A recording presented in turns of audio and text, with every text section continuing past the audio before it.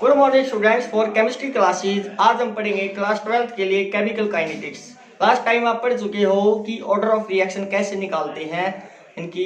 आज हम पढ़ेंगे यूनिट क्या होती है, फिर मोलिकुलैरिटी, मोलिकुलैरिटी के बाद इंटीग्रेटेड लॉ क्या होता है, इनमें फर्स्ट जीरो ऑर्डर रिएक्शन कैसे निकालते हैं, फर्स्ट ऑर्डर रिएक्शन कैसे निकालते हैं, सेकेंड ऑर्डर और जो थर्ड ऑर्डर रिएक्शन है वो हायर लेवल पर पढ़ोगे। तो so students listen to me carefully. Now look at the board.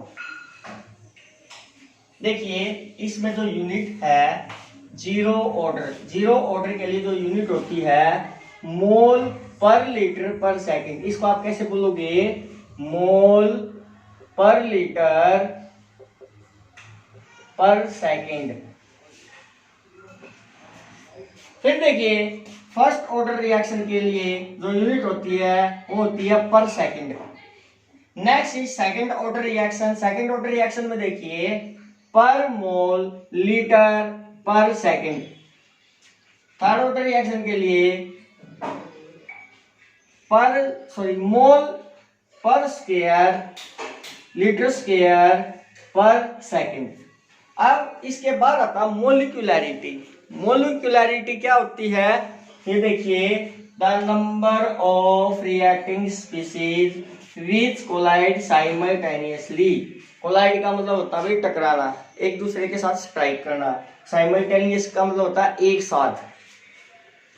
जैसे कि एग्जांपल में बता रखा है NH4NO2। NH4 का मतलब वही अमोनियम, NO2 का मतलब होता है नाइट्राइट। अमोनियम नाइट्राइट ये गैस होती है, ठीक है। जब आप इसको हीट करते हो it will form N2 and H2O gas. अगर आप इसमें मोलिकुलैरिटी निकालते हो तो इसमें देखो नंबर ऑफ रिएक्टेंट कितने हैं, 1। तो मोलिकुलैरिटी क्या हो जाएगी इसकी, 1।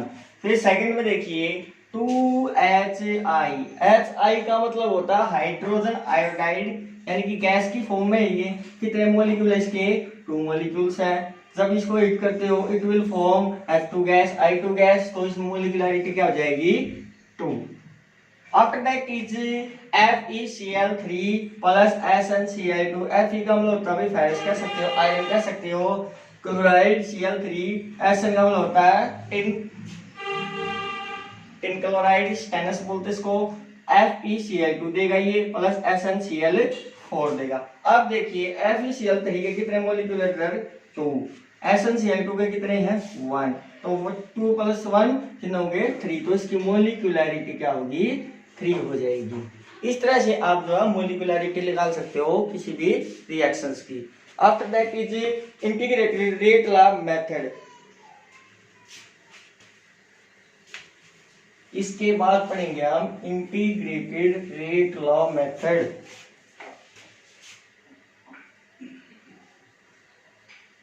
Integrated rate law method. ये किसको बताता है, ये देखिए ये जो बताएगा ये बताएगा डिफरेंट ऑर्डर ऑफ रिएक्शंस को। It tells about different order of reactions. जैसे कि जीरो ऑर्डर होगी वही, फर्स्ट ऑर्डर होगी, second order, third order. Zero और फर्स्ट ऑर्डर आप 12th क्लास में पढ़ोगे। सेकंड और जो थर्ड ऑर्डर रिएक्शन होती है वो आप हायर क्लासेस में पढ़ोगे। तो इसमें हम सबसे पहले पढ़ेंगे जीरो ऑर्डर रिएक्शंस।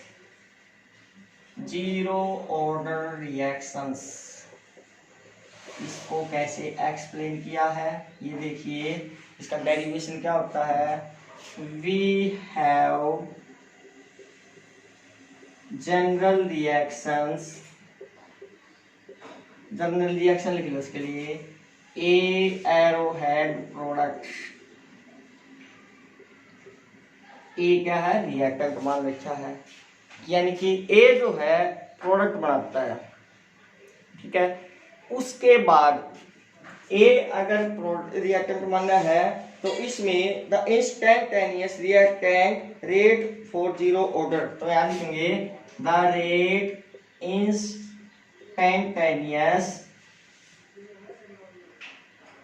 इंस्टेंटेनियस, ये जो है रिएक्टेंट मान रखा है, reactant rate for zero order. Zero order के लिए कैसे निकालते हैं, इसके लिए देखो जो रिएक्शन होगी वो क्या हो जाएगी, माइनस डी ए जो स्क्वायर ब्रैकेट में लेंगे, D T is equal to K D T. इसको ऐसे लिख सकते हो, या फिर इसको ऐसे लिखा जा सकता है के A for zero order, o naught कह सकते हो आप इसको। अब क्या कर रखा है इसने, ये दोनों इक्वल मान रखे हैं, ठीक है, ये मान रखिए ये इसके इक्वल है, तो यानी कि के किसके इक्वल हो जाएगा, ये देखिए ये इसके इक्वल है। तो अब इसके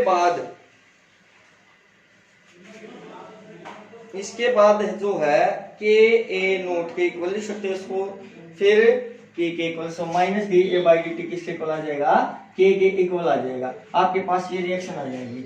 अब क्या करते हैं, minus D A square bracket D T is equal to K, इसमें डी टी को इधर ले जाओ, minus D A is equal to K D T. अब क्या करेंगे हम, इंटीग्रेटेड बोथ साइड्स, इसका क्या करेंगे हम, इंटीग्रेशन कर देंगे, इंटीग्रेटेड बोथ साइड्स। इंटीग्रेशन करोगे तो क्या आएगा इसके लिए, आगे देखो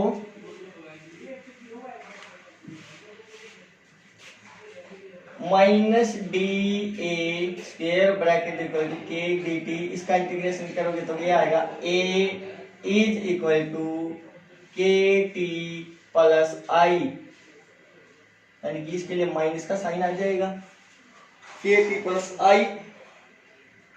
फिर आई जो है, आई क्या, where I is a integration constant, क्या होगा ये, इंटीग्रेशन कांस्टेंट होगा।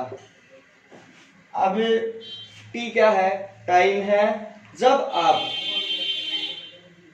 इसको मान लो भाई equation first, when T is equal to zero, T को तो जीरो पुट कर दिया और आई की जगह क्या पुट करेंगे हमें, I is equal to sorry A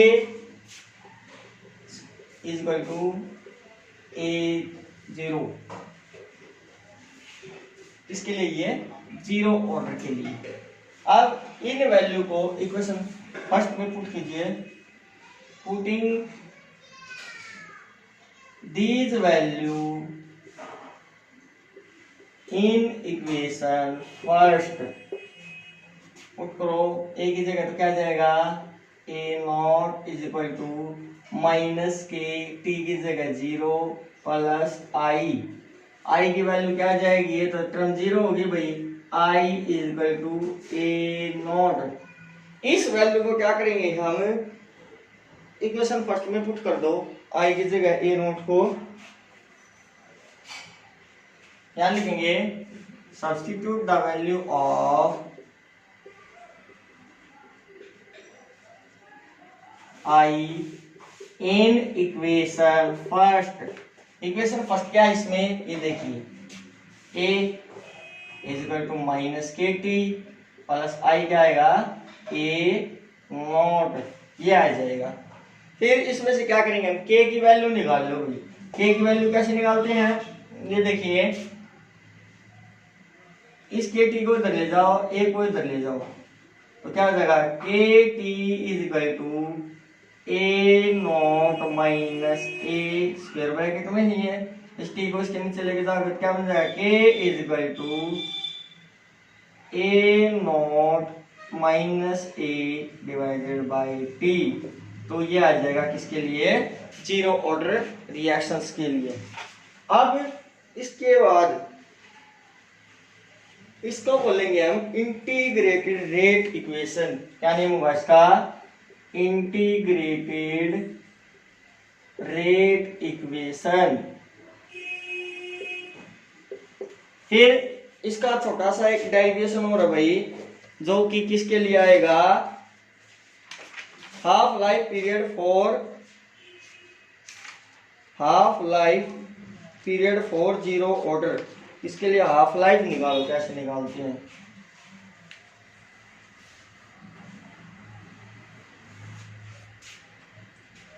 half life period for zero order reaction. Zero order reaction के लिए देखो, पहले ये रिएक्शन लिखो पर K इज इक्वल टू, जो इंटीग्रेटेड रिएक्ट इक्वेशन आई थी जीरो ऑर्डर के लिए, क्या हो जाएगी, K is equal to A0 minus A divided by T।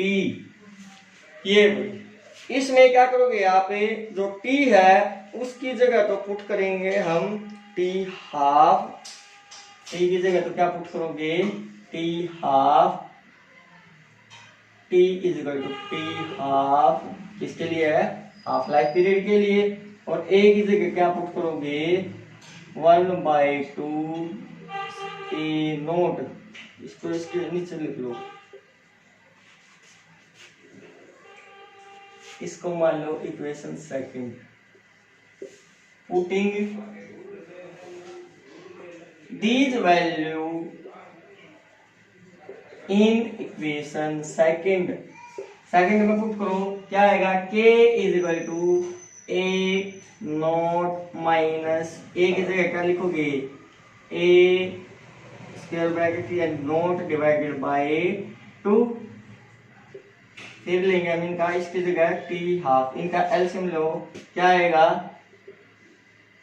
2A, यानी कि इन दोनों का एलसीएम तो 2 होगा भाई, इसको 2 के साथ मल्टीप्लाई करोगे तो क्या आएगा, 2A0 minus A0 divided bye